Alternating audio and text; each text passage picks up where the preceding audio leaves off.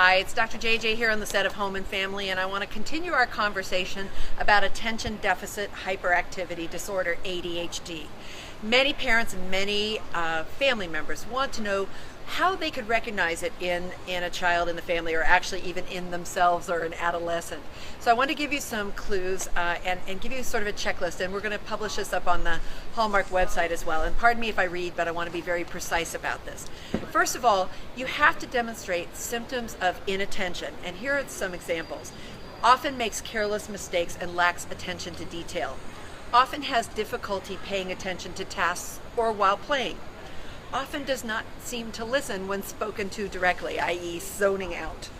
Often fails to follow through on instructions, schoolwork, or chores. So this is the kid that you might have to say, clean your room, clean your room, clean your room 7 times before it finally sticks, and then again it may not either. Often has difficulty organizing tasks and activities. Often avoids, dislikes, or is reluctant to participate in tasks. These are kids that get very frustrated that they can't take a task from beginning to end because they lack the focus to go from point A all the way to point B. Often loses things like school materials, pencils, books, assignments. Often is easily distracted and often forgetful in daily activities such as chores. So those are the symptoms of inattention. The symptoms of hyperactivity and impulsivity include fidgeting with or tapping hands and feet and squirming in the seat.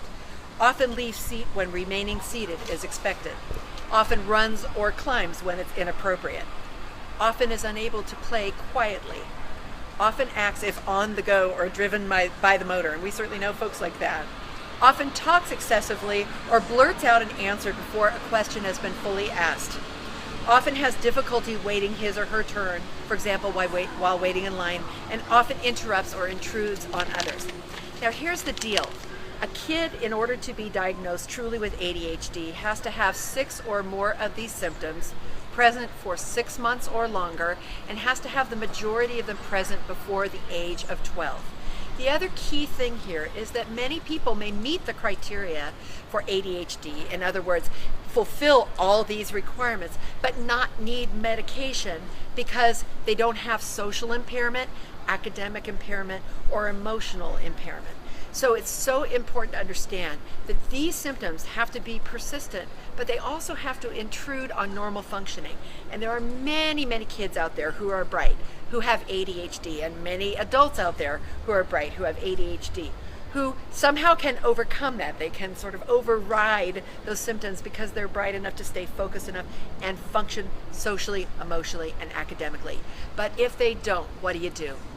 First, you have a conversation with your primary care provider, and that person may be capable of making the diagnosis in the office if they create enough time and create enough space for you to answer some questionnaires. Your kid's teacher may answer some questionnaires, and you may have to go through a more extensive day-to-day history and medical history. Your primary care provider may be able to give you the attention you need for inattention. But barring that, some primary care providers either don't have the time or resources to do it, and they may refer you to a clinical psychologist who is skilled in the diagnosis of ADHD, or a psychiatrist. The hard part here is that healthcare insurance plans sometimes don't cover the behavioral interventions with psychologists and psychiatrists, so we're left in primary care with the job. The best thing, though, to do if you suspect that your child has ADHD, have the conversation first, find out what your options are, and then proceed from there. This is Dr. JJ signing out from Home and Family. Good luck.